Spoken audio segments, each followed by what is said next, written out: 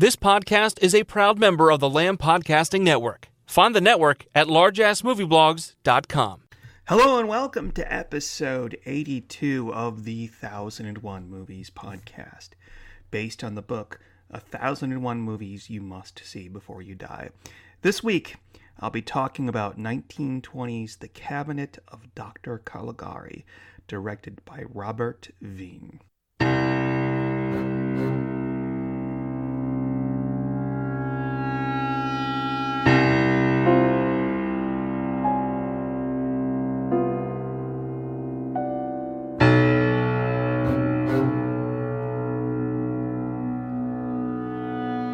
In 1918, Germany was still reeling from the conclusion of the Great War, yet those in authority encouraged their citizens to embrace the rigidness and disciplined attitude in support of the country's military efforts. It is really no wonder that by 1918 there were 4,000 cinemas in Germany, and each day roughly 1 million viewers would visit them. The authoritarians may have encouraged discipline and even banned the import of any foreign films in 1916, but slowly and surely the merits of the avant-garde movement of art began creeping into the country, especially from France. By the mid-1920s, German Expressionism was in full swing in all mediums, including film. But how did a country that was so nationalist in its attitude towards films allow the art of other countries to influence its movies? The answer, no doubt, lies in the creation of the Cabinet of Dr. Caligari. Hans Janowitz and Karl Mayr were two young pacifist artists who, when meeting in Berlin after the war, realized that film could be used not only to tell stories, but as a revolutionary form of artistic expression that encouraged collaboration between the writers, directors, actors, and cinematographers. Their idea to make an expressionist film came before they actually wrote the story, and inspired by their own personal experiences, they decided to make a horror film. Janowitz was leaving a fair after dark in Hamburg back in 1913 when he saw a mysterious stranger emerge from the bushes and disappear into the night. The next morning, a mutilated dead body was found in that very spot. Mayr had his own issues, and still had nightmares about an authoritarian psychiatrist he consulted during the war.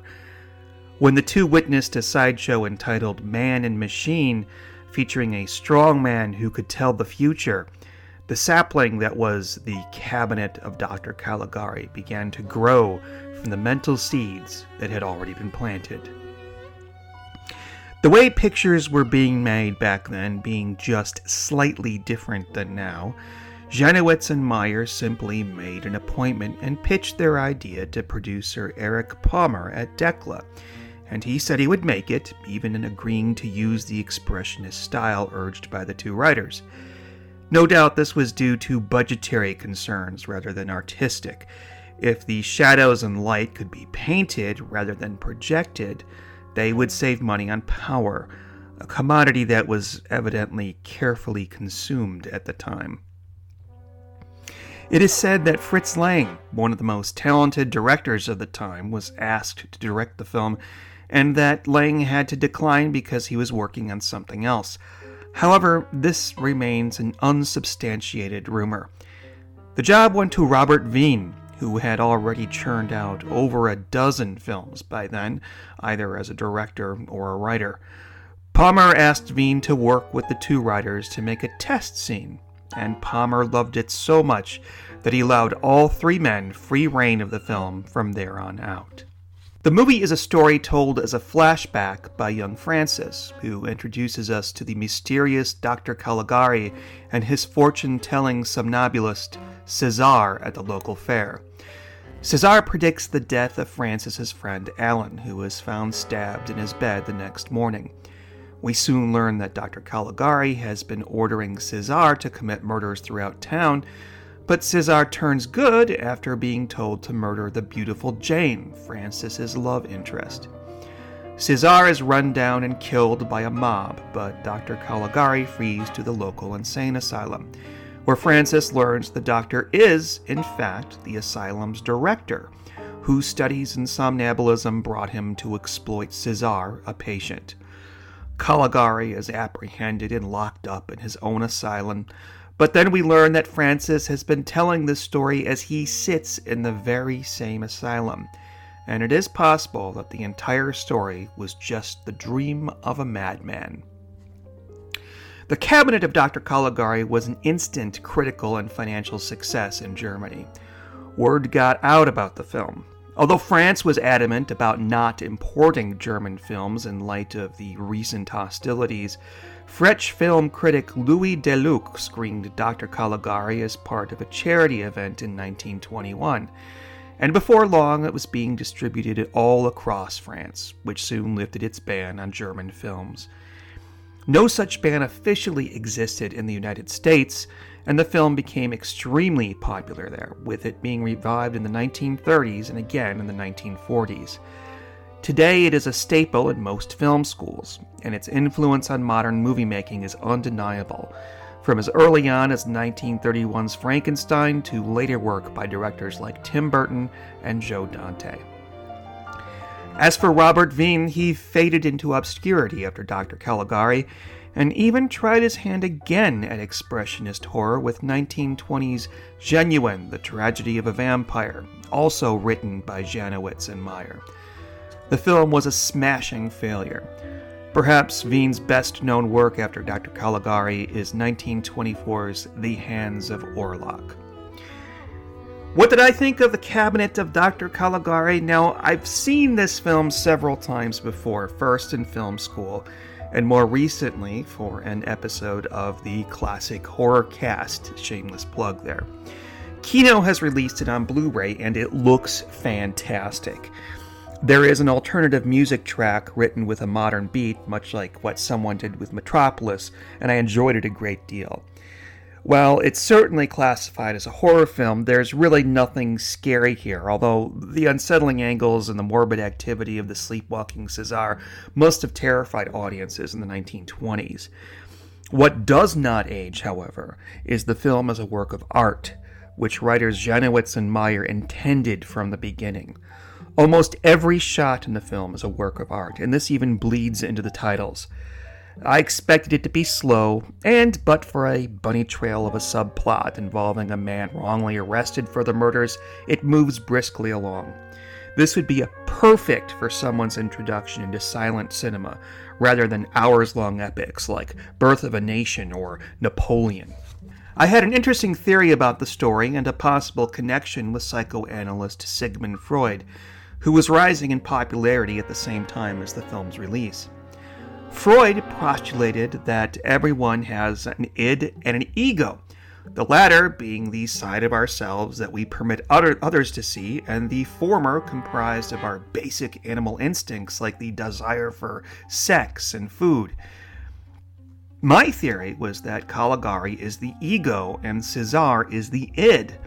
Caligari keeps him locked up in a box when he's not performing and lets no one see him.